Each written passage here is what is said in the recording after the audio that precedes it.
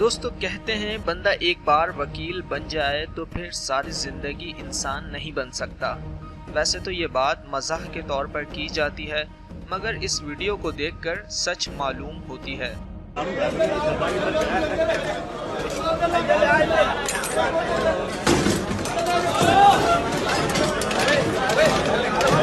अक्सर शादियों से ऐसी वीडियोस तो सामने आती हैं जिनमें लोग खाना खुलते ही खाने पर टूट पड़ते हैं और उन पर तनकीद भी बहुत की जाती है।